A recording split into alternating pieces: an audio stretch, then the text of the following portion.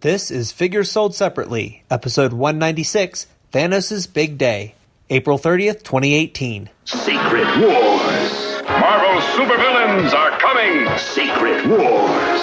Can the Marvel superheroes stop them? Marvel supervillains and superheroes figures each sold separately. Here, Doctor Doom and the Doom Platoon, Magneto, Dr. Octopus. There, Captain America and the Champions of Freedom, Spider-Man and Wolverine. Secret Wars. The secret's out. Dr. Doom and Spider-Man from the Marvel Secret Wars collection. Other figures each sold separately. From Mattel.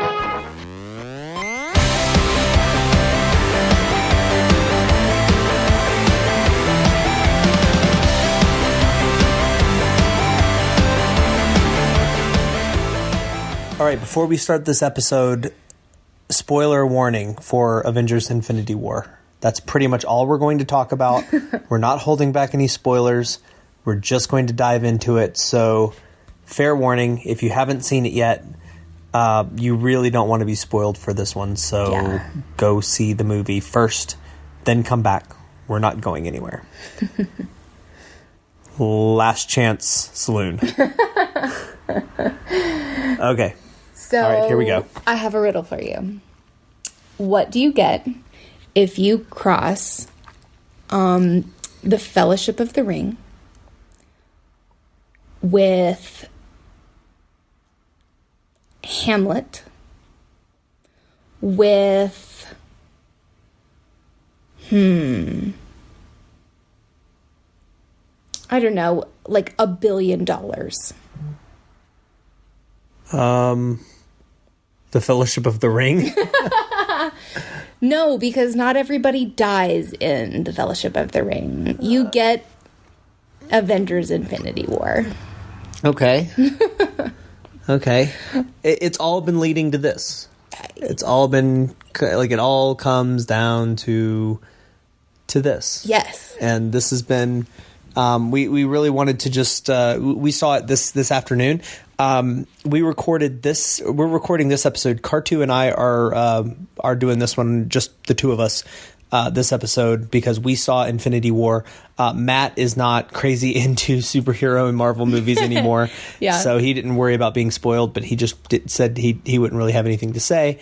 But we have a lot to say, and we just got back from the movie, and then we went and recorded the episode that's going to come out next week, which is our Toys R Us retrospective. So be sure to catch that. And we did do that one with Matt. So he is, but he's sitting this one out.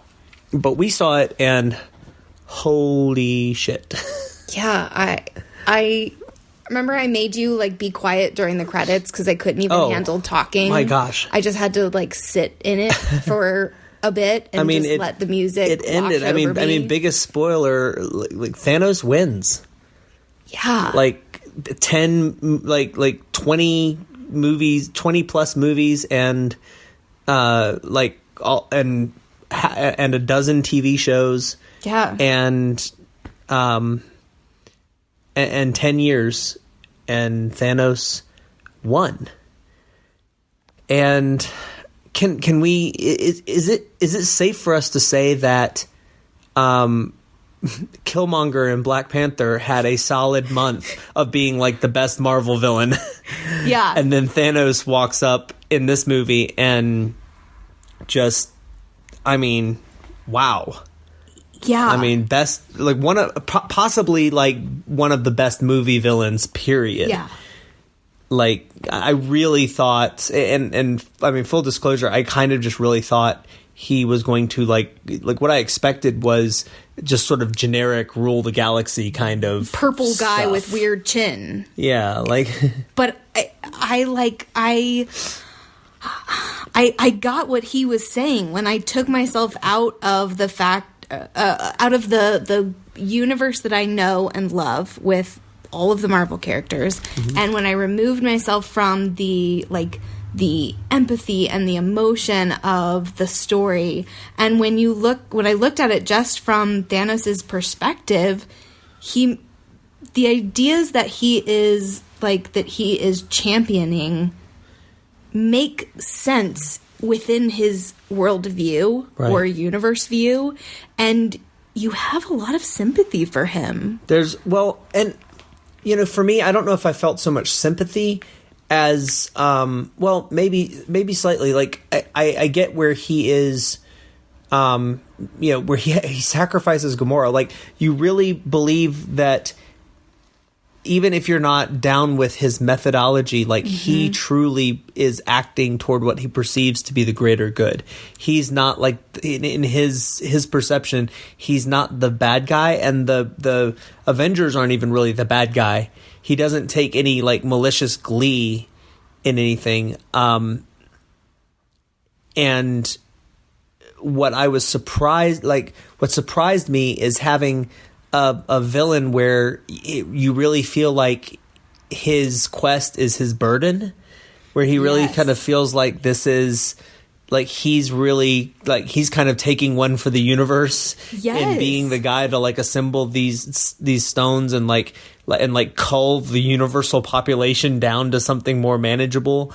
And that's why he's, like, he's committing genocide for the greater good. And he really feels like he is the one sort of burdened and saddled with this responsibility to, and Josh Brolin, like, oh my God, like, through the makeup, puppetry, whatever of motion capture, the performance capture aspect of that character, and to have a performance come through it like that and I love the way that, like, Thanos is a completely CGI realized character, but he's still very much Josh Brolin. Like, he is, it's not like a Smeagol Gollum kind of thing where, like, the actor is, like, lost in the character. Like, he's still very much Josh Brolin. Like, you can, like, his face is Josh Brolin's face. Yeah. And what a great performance. Like, a career-making turn, like a career-defining turn for Josh Brolin. One of the all-time great cinematic villains, and just, like, that last shot where he's seeing a sunrise, and you can tell that he's kind of relieved that it's over with. But there's so much. But there was a line from the trailer where he kind of says, like, fun isn't something one considers when writing the universe, but this does put a smile on my face. Like, I didn't hear that in the movie. It wasn't in the movie. But that's, like, I didn't get a bit of that. Like, he seemed very melancholy in the things that he had to do. Speaking of great villains, who expected to see Red Skull pop up? Oh my gosh, never in a million years. And, like, after all of, like, since 2011, we haven't seen Red Skull, and he got kind of zapped into the cosmos at the end of Captain America, the first Avenger. Yeah. And he's been there for, well, I mean, it's been, I guess, 70 years in movie time. So wherever he is, I guess time isn't passing, or maybe he's ageless. I think once you kind of sell your soul to, evil, one of the perks is that you do become ageless. I mean, you might lose your skin and, have to, like, float in the air and dress like a wraith, but at least you kind of get that immortality. Right. There's something to be said for. Yeah, there is. For that. There's pros and cons. Some truly awesome moments. I feel like everybody kind of got their, like, superhero moment where everybody from Scarlet Witch to Vision to there's quite a lot of Black Panther going on in this. There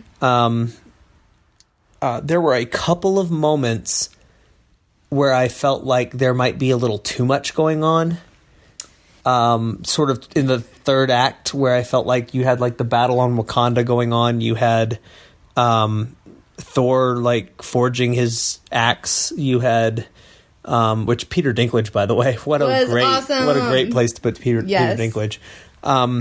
But who's great as always. I've never seen Peter Dinklage not be good in whatever he's in. I haven't either. But he was in this little indie film called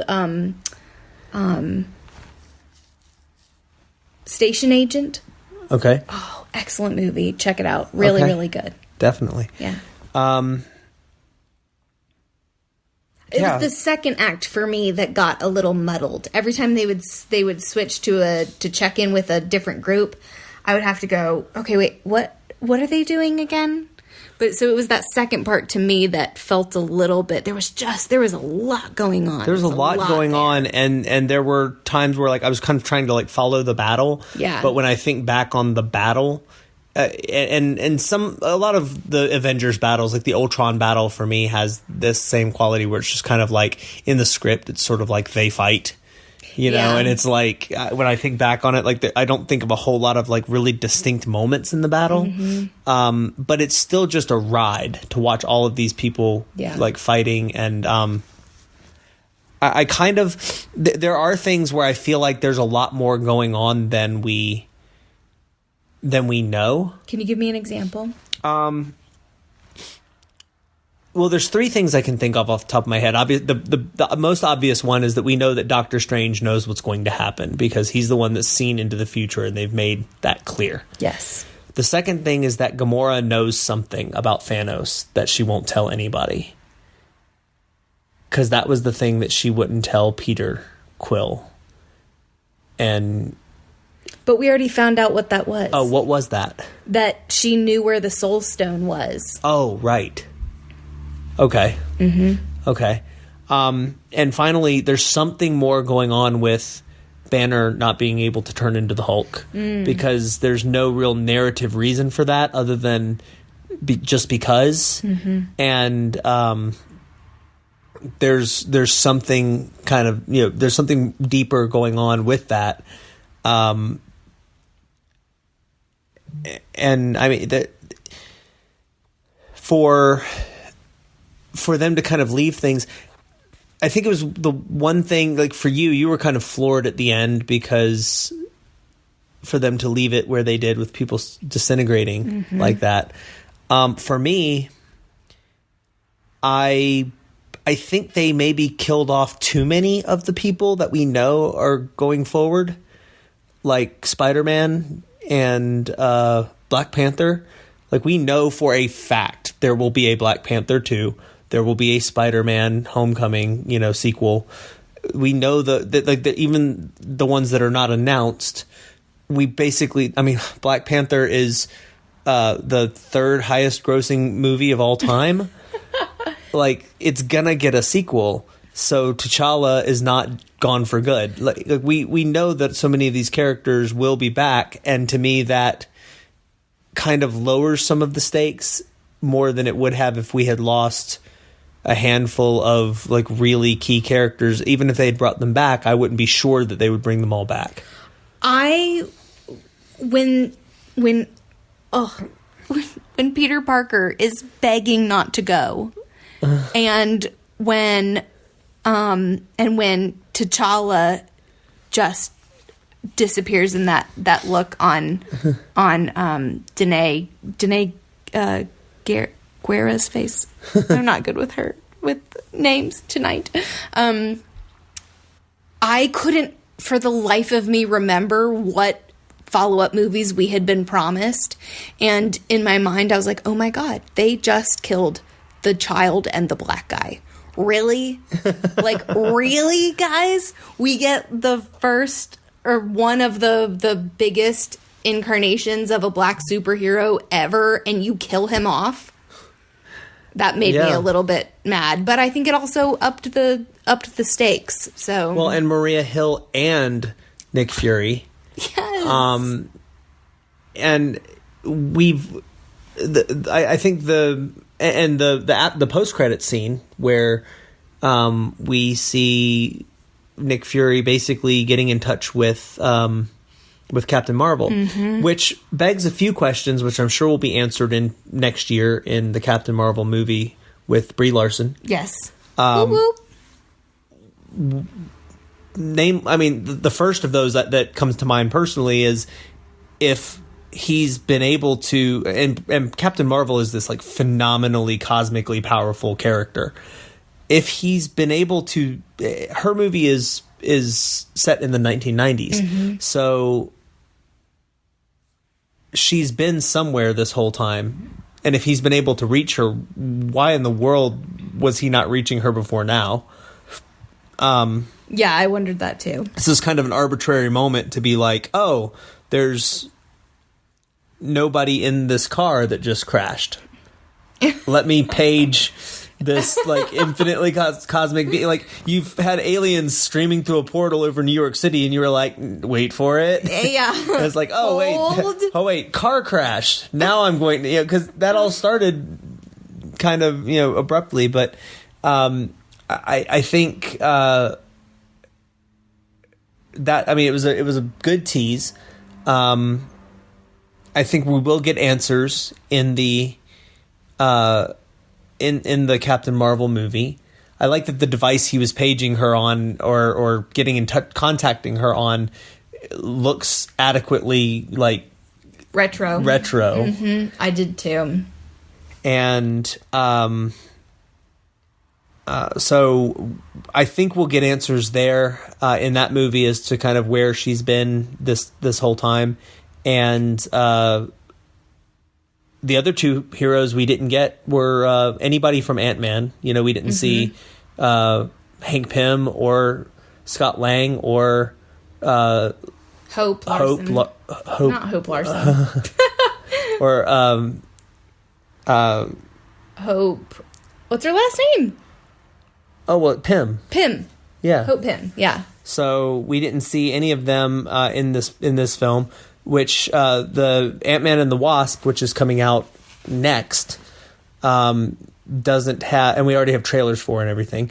That one takes place immediately before this film, and we were saying in the car that we were thinking it will probably end with sort of the half of everybody disappearing the way that this movie ends, and not spoiling the ending to this movie by coming out first. Exactly. And then that'll set up, and I can imagine that we'll probably see Hawkeye again, probably in whatever the follow-up is to this movie. Mm-hmm. Probably because, I mean, Hawkeye has kept trying to retire so that he can go live with his family, and he keeps being pulled out of retirement by crises, and I'm sure half of his family disappearing. If his wife turns into brown flakes, he'll probably suit up to get that fixed. Mm-hmm. Yeah. So, it's just so much went on in this movie. Again, maybe a little too much in some places. It did feel like they were trying to have like the right amount, the correct amount. Like, it takes so much to give like the correct amount of time to the Guardians of the Galaxy and the correct amount of time to the various different configurations of the Avengers. But I liked the way they did it. I liked the way they kind of shuffled the deck around a little bit. So you had little, you had Rocket and Groot off with Thor, and the trio of Spider-Man and Doctor Strange and Tony Stark, and then they meet up with Star-Lord, and those four being in the same place at the same time is just like a quippy mess. Yeah. But I mean, Thanos stole the show. I mean, everybody was great, but Thanos stole the show. Yes. Great villain. What were some of your favorite parts? Oh, man.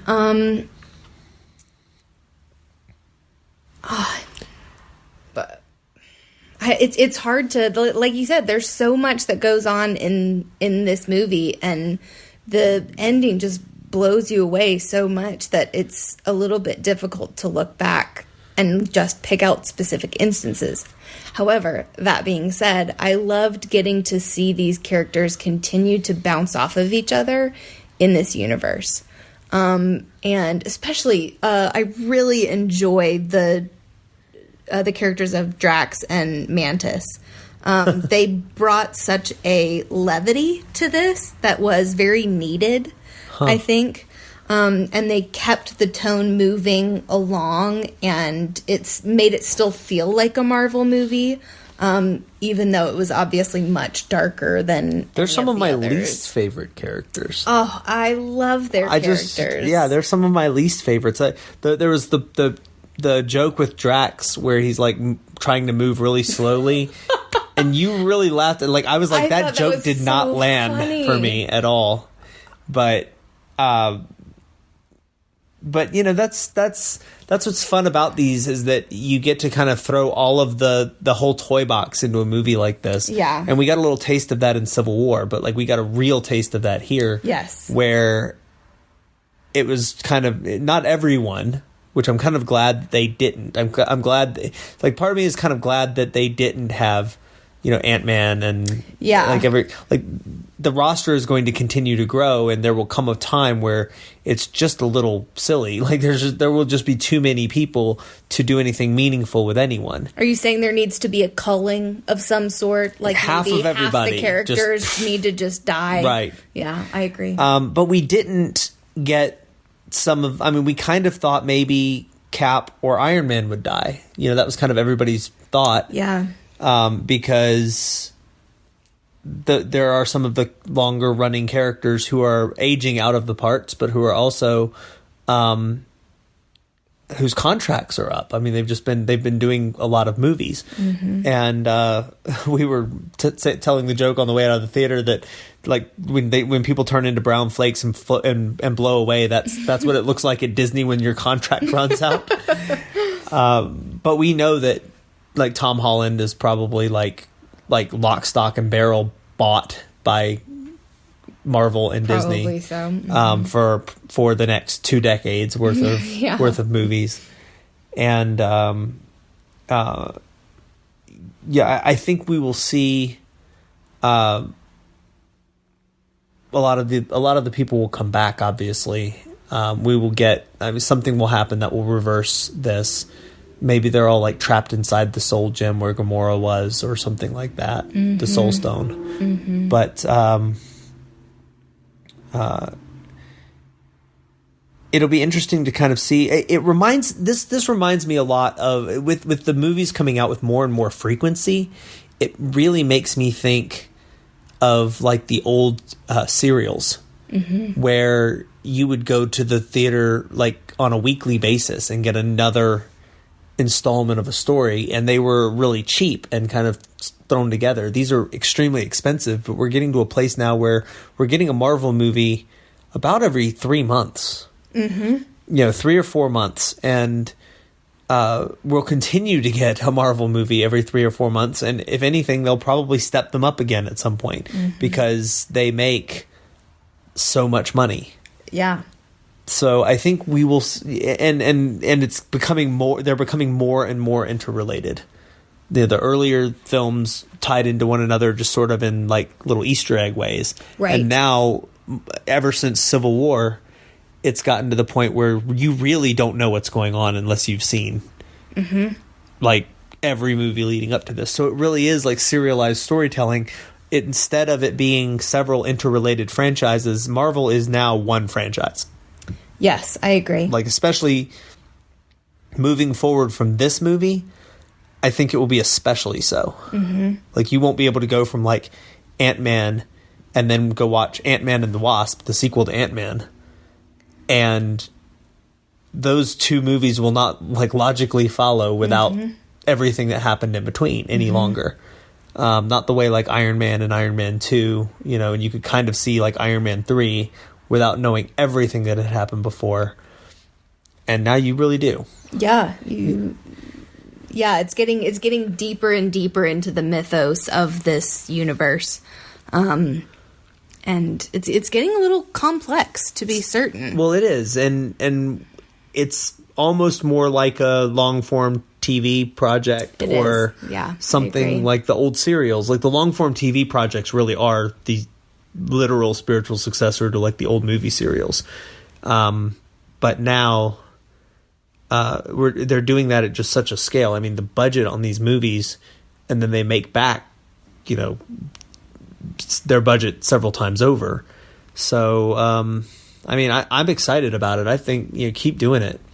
We're getting another Avengers movie of some kind in 2019, and I think that's kind of a cool part too. We wanted to. I think so too. You didn't know that was going to happen. I didn't, and I really like the last few minutes of the film were so heart-wrenching for me because I'm experiencing all of the emotion of what's happening in the story, and for the life of me, I can't remember not just like the individual characters, what upcoming projects they have, but as a whole, I couldn't remember if this was the end of Phase 3 for the Marvel story that they've been telling over the last 10 years. I mean, it is, yeah.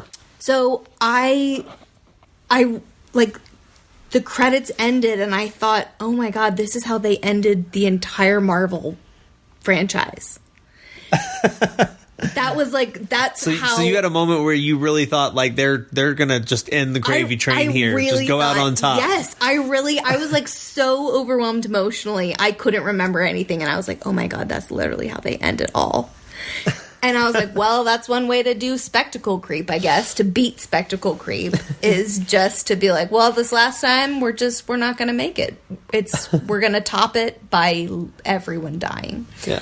But the last few minutes they're going to top it when the Star Wars expanded universe crosses over with the Marvel one.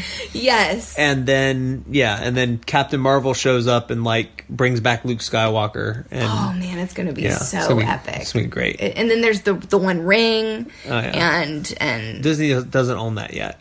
Give them time. Give them time. Seriously. But the combination of Thanos having this really peaceful moment where he gets up to this very kind of quaint sort of rural homestead and looks out at this beautiful sunrise, and he has the moment that we want all of our heroes to have in these films. Oh, that's neat. Yeah. And it's this strange juxtaposition of suddenly seeing all of our heroes dying and the antagonist being the one who gets the peaceful sunrise. And then Captain America's line is really everyone in the audience because he ends it with, oh my God. Huh. And that's the final line of the post-credit film. scene should have just been like Thanos by himself sitting and eating shawarma. That would have been great. That would have been just great. Silently eating shawarma. Yeah, exactly. But I thought that it was really effective for a universe that has done dozens of movies and done them really well. Mm-hmm. They did something really unique in this movie by turning everything on its head. And we've talked a lot on this podcast about the Marvel versus the DC universe and the things that they're exploring. And there was one of the things that we have really come down hard on the DC comics is how dark everything is. That there isn't this levity. Even the color palette is so toned down, and this movie, even in the ending with that peaceful moment, there was still a levity to it. There was still a peacefulness to it. But it had this discordant feeling that went along with it that was it was so different. Marvel has never done anything like this before. You kind of have this moment where you're like, good for you, Thanos. Yeah, good for you. Yeah, you did what you set out to do. Way to see it through, Like kind of a little bit. You've had a big day. I mean, you lost your favorite daughter, and then you had to you lost your whole planet. You've been to 20 other planets. You've collected all these stones. You really want to come home and take your boots off after all that. And I kind of respect that. No, but you've disintegrated half of everyone. Man. It's been a hard day's You're gonna work. Be bushed after all of that. Exactly. Yeah. Exactly. So, and he still gets up before sunrise. So Yeah. he's really doing like a miracle morning kind of thing. Yeah, he gets up and like reads and meditates. Does his affirmations in his journal. His visualizations. Yeah, all of that stuff absolutely. before starting another day. Yeah, exactly. So yeah, it's really going to be interesting to see how they follow on from this. And I was mentioning to you, I think it's interesting that the two projects coming out after this, Ant-Man and the Wasp. Yes. Where Ant-Man was one of the lower performing Marvel movies, still performed really well as a movie, but as a Marvel movie, less so. And then Captain Marvel, which is a female-led superhero movie, and it's not Wonder Woman, so it's a character that not a lot of people are just casually familiar with. Much more obscure. So I think what's going to be, I think it was smart of Marvel to sort of end on this cliffhanger, because I think it will drive people to those movies that might have otherwise underperformed, just by people wanting more closure on this plotline. Which I think the irony of that is that both of those films take place before this one. Yeah. And might have like some tangential tie-ins to this time period, but really we're not going to get a follow-up to this until a year from now. It's going to be a year. Which you were saying they have not actually announced. Well, it's not on their slate, the next Marvel movie, or the next Avengers movie. For them to do an Avengers sequel in a year is already very ambitious. I mean, the movie that they just put together was just what that must have taken logistically, and just to pay all those salaries. Holy smokes. Yeah. But I think what we'll see is, but there's not a title for this next movie. It's not even technically announced. In fact, at the end of this one, you'll notice it said like Thanos will return, but it didn't say in what. Yeah. And I think what will, and we may see Thanos in Captain Marvel for all we know, but we will. Thanos in the comics is has been a Captain Marvel bad guy before, so I guess we'll find out. But I think it's especially kind of cool that Marvel is has the confidence at this point to not market a movie, to basically say like it's an Avengers movie, it's the sequel to this one. We don't really even need to release a trailer at any point. You're going to go it's not like you're going to not know it's going to happen when it happens. And that's kind of cool that they've built a franchise to a place where marketing is kind of superfluous, and they can just say there's like a secret Avengers movie coming that we know is coming, because you can't in 2018 keep these things completely secret, but they haven't technically announced it yet. They've announced movies that are happening after it, but not this movie itself. So I guess next year we'll find out. It's going to be a long wait to get to this next one, and I'm sure they've got something up their sleeves. I'm sure they do. I mean, the powers that be that are tying all these movies together and kind of show running this entire universe have a lot going on. We just noticed that Inhumans is on Hulu, and there's like a whole season of it, and by all accounts it's not very good, but that's okay. We'll probably get around to watching it anyway. Bummer. But yeah, I would say we should do a quick brain break, but that's pretty simple because I'm continuing my Assassin's Creed marathon. Yeah, and I'm still doing puzzles all day long. You have a half completed R2D2 it's about on the coffee table. 85% complete at this point. So yeah, we're not really doing. Now Matt, I know, is doing Far Cry 5. Yes. And I also want to be doing Far Cry 5 before too long, so I'll probably take a little break in my marathon and get on that. But maybe next time we record, we can talk to Matt a little bit about Far Cry 5 and see what he thinks. But yeah, did you have anything else to say about Avengers? No, I only to apologize for my lack of words today. It really was so stunning that it's so fresh that it's a little difficult to even talk about it yet, because I haven't even, processed it yet. I haven't had a good night's sleep on it. Yeah. I will say I didn't expect Spider-Man to be getting his new upgraded suit quite so fast. That was awesome. Which we saw at the end of Homecoming, and he was like, no, I don't think I'll do that yet. And like he literally immediately got it. Like the next time he showed up later, it was like, and now you've got your new outfit. So, and Tony Stark's new armor, I guess, lives inside his body now. So that's kind of interesting.